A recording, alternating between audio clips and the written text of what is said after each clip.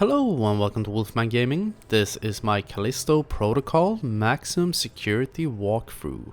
And this is chapter 5 called Lost, and this video is part 2 out of 2. And at the end of the last episode we met up with Danny once again during quite hectic forms. We were in a room surrounded by biophages, and Danny did her absolute best to be of absolutely no help at all. Jacob was forced to do the grunt work, and I can understand her in a way because there is not a lot of love in between these two characters, and there is not a lot of trust. Not yet, at least. But they have decided to work together. You know, one of those classic the enemy of my enemy is my friend type of moments. And as a sign of good faith in between the two, Danny has given us the shotgun. I think it's even called the riot gun, which is at base damage not a super great weapon, but we are gonna upgrade it. And luckily for us, there is a shop right here. So first we have to install the stability upgrade, and then we do the magnum rounds, and I like to do the clip capacity, getting the high capacity magazine. Whether you get the magazine or not is entirely up to you. You can load in 4 cartridges at base, at the base clip. If you upgrade it, you can load in 8. And we're mainly gonna use, or I'm mainly gonna use the shotgun during boss fights, because I think it is the absolute best weapon to use in the boss fights, because the bosses are very, very tanky. That is something you need to know. So that is also one of the big reasons I was saving up my credits. I think I mentioned that in a previous video, that I was starting to stack my credits. That was because I wanted to make sure that when I got the riot gun, I could buy the upgrades I wanted immediately. And I highly recommend you do so as well. As I've said multitude of times throughout this walkthrough, the bosses in this game are extreme bullet sponges. They love just chewing through your resources, trying to put them down. So make sure to upgrade the damage output. You don't have to, but I highly recommend it. And after you upgraded the damage, what I'm gonna focus on now, as you saw, is upgraded grip glove. That is also not necessary, it's absolutely not mandatory. But the first real boss fight we're going to is made easier if you have upgraded grip glove. You don't have to. Once again, definitely not, but it makes the first part of the boss fight go by more smoothly, I would say, if you have like upgraded the battery on the grip glove, so you have as much energy as possible, because you will be facing a bunch of waves of enemies, and the grip glove can make a big difference. And when you summon this elevator, we just wait here with shotgun because we have a spitter inside. And you saw right there, this shotgun with the magnum upgrade took his head clean off, one hit. And okay, I'll admit it was at point blank range. And most shotguns in games are absolute beasts at close range. That's what they do, and I really like shotguns overall. Whenever there's a shooting game, especially if it's based around sort of close quarter combat, I usually go for shotguns. For 2 reasons. I can completely potato aim in games from time to time, and usually, as I said, both, they give you a little bit of leniency since they have a spread on the cartridges. The buckshot start to separate as soon as they leave the barrel. So even if you maybe aim a little bit to the side of an enemy, it will still clip him enough to stagger him, which will give you time to line up for a better shot. And also, if you clock an enemy point blank, that's usually where it ends. Like, this is the last line of defense. You get to this point, but no further. Say goodbye to your head, because I'm giving a buckshot shampoo. And there are very few games that I've played in my life that have had what I would say is an unsatisfactory shotgun.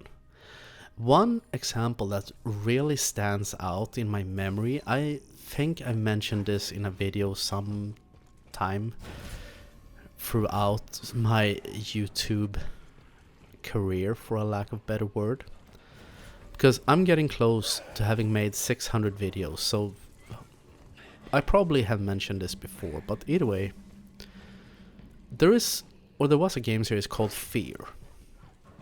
First game came out in like 2005, I think. Great game. I loved it when it came out. It was the reason I bought my first own computer. By the way, I'm gonna talk more about that in a few minutes.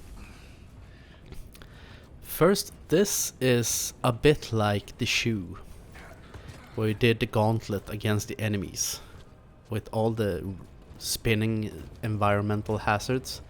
This is like that. It will be triggered when we pull the chip out of a guy that's stuck down in a fan to my right. Don't fret, because the shoe wasn't very hard. Hopefully you weren't struggling with it.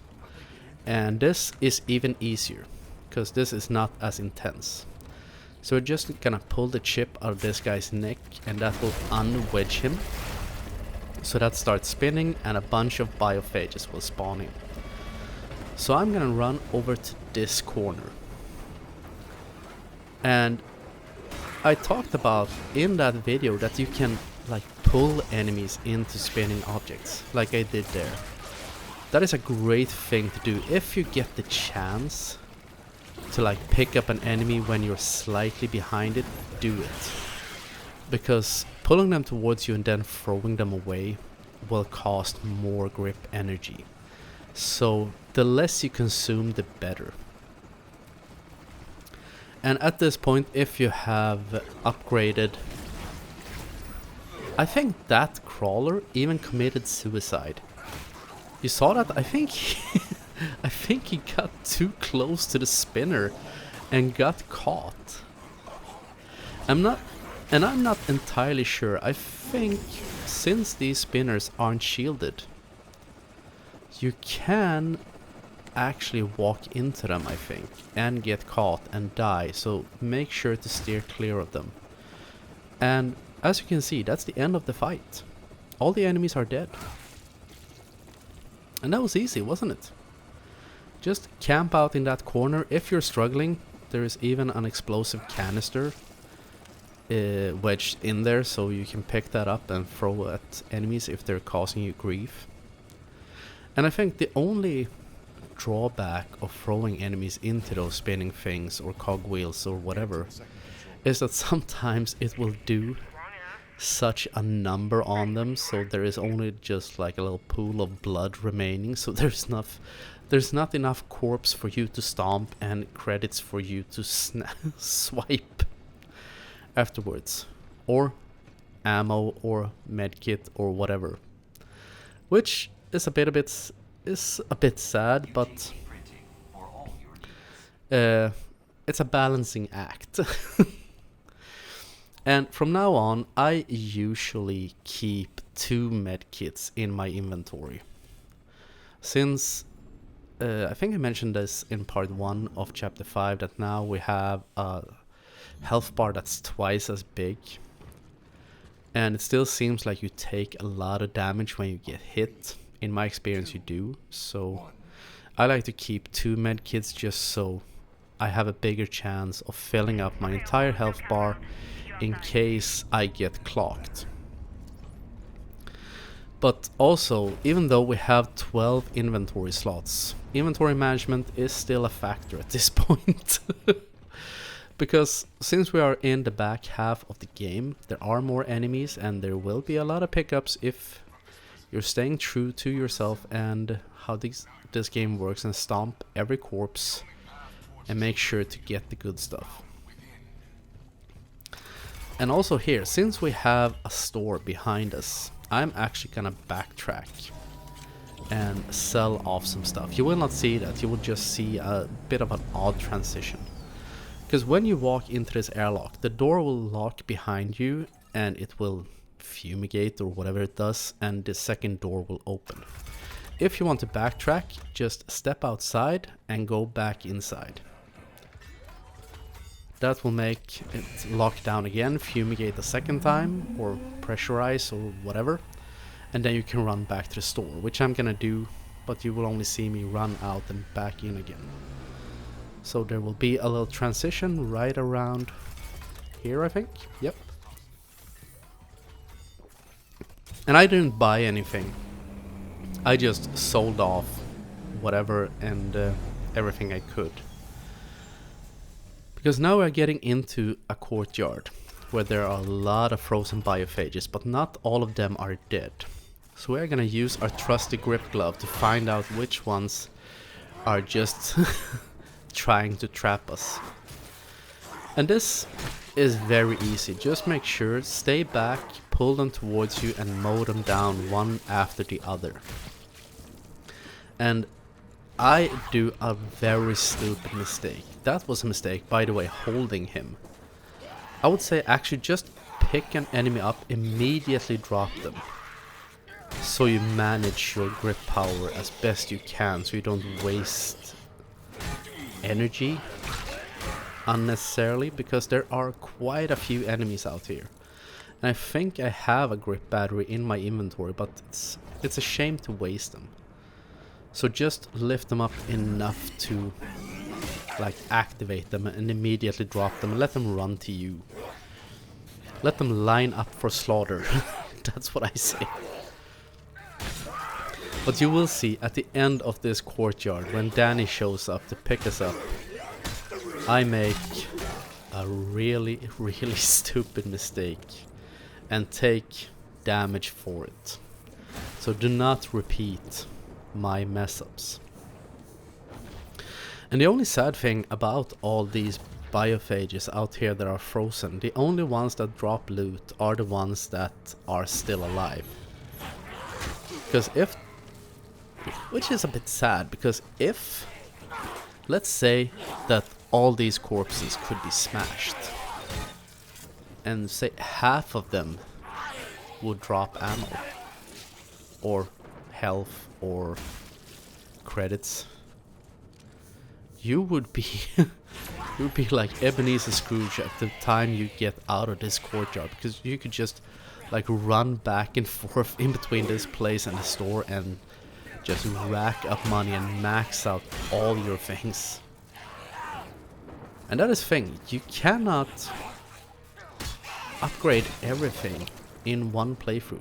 The good thing is that they added in a New Game Plus mode in a patch a few months ago. And also, actually the patches or the New Game Plus allows you to choose a new difficulty, which is not very common. Usually when you go into New Game Plus, you can only beat the game on the highest difficulty you've beaten it in New Game. But if you're for some reason am still struggling or are still struggling with this game on maximum security and you want a trophy, you can beat the game on either normal or easy and do a bunch of upgrades, start New Game Plus on maximum security and go for the platinum that way. And now I think one enemy has spawned in behind me. I missed one of them because I drained my grip battery. And I walked straight into a swing. And now, narrating this video, I could even hear the sound when he woke up. So be careful. If you run out of grip, proceed cautiously and listen to those audio cues of them waking up, so you don't take unnecessary damage like I did. But now that I've ranted on and we're back in calm country for a little while, I can continue talking about shotguns, and the example that stood out in my memory of the worst shotgun I have ever played in a first-person shooter game ever, and that is in Fear 3. Because in Fear 1, you play... The shotgun in that game is great. By the way, do you recognize this? This is Jacob's ship that we were in when the game started. So we are heading back to where it all began. Because Danny suspects that... Because Jacob was flying in medical supplies to Callisto, because it is a big place and sometimes people get sick. And Danny thinks that he was flying in more specific stuff. Is a horrible sentence, but you get what I mean, and I can't think of the proper word. But either way, in Fear 1, once again I digress, I'm sorry about that. The shotgun was a great weapon. It could repaint a corridor in arterial red in 2 seconds flat. And I think I played through all the Fear games, and I liked the expansions for the first game. Can't remember what they're called. One was called Extraction Point, and something was called like the Apollo Protocol, something like along those lines. Doesn't matter, it's a really old game at this point, almost 20 years. Dear God, time flies. But getting up to Fear 3. The shotgun in that game is the most underwhelming experience I've ever had. And I'm quite sure that I mentioned it in another video, but I played that game on normal. And at one point I decided to do a suicide rush because I was using the shotgun and it was absolutely atrocious. And at one time I decided to like, okay, I'm gonna do a YOLO run, I'm gonna sacrifice myself. It wasn't that far since I saved or was at a checkpoint. I'm gonna see what the damage output is. So I ran up to an enemy, shot him point blank dead to rights straight in the fucking face. I will swear 95% of that buckshot went straight up his nostrils. And he didn't even flinch. It was absurd, and I was cut in half seconds after that, because I think the combat in that game, if I recall correctly, it's been quite a few years since I played that game, but combat was quite intense. As far as I can remember, at least that combat interaction, combat section, that fight, you know what I mean, was intense. I remember I was fighting a lot of soldiers. And okay, I will say this, the enemy did have a helmet on. I remember that much, but if that helmet wasn't made out of adamantium, it just shows you that that was the worst fucking shotgun ever. And I'm asking you, dear viewer, what is your favorite weapon in video games, like firearm wise? Do you have any specific favorites, or any weapon that you almost never use? I usually not, or I do like assault rifles in games, but usually they balance them, like either they are super inaccurate, is that the correct term? Like the bullet spread is quite wide, or they are like the shotgun in Fear 3 that you could almost arm yourself with a pea shooter and have better luck trying to take out the enemies. But here we are again, as I said, inventory management. Even though I have 12 slots, I have a huge problem trying to pick up everything. So maybe the best choice there would be to drop either a medkit, but I don't think... Can't really remember what you can sell the medkits for or the bullets. But I think you get either more money or the same money for 12 bullets as for a medkit. By the way, this part is also something that would make me a little bit nervous if I were to play this on Contagion mode. Because this is the very end of chapter 5, and this tunnel, that is surprisingly hard to get through. You have to pull the stick. You have to stay quite far to the right, or else that wall will clock you.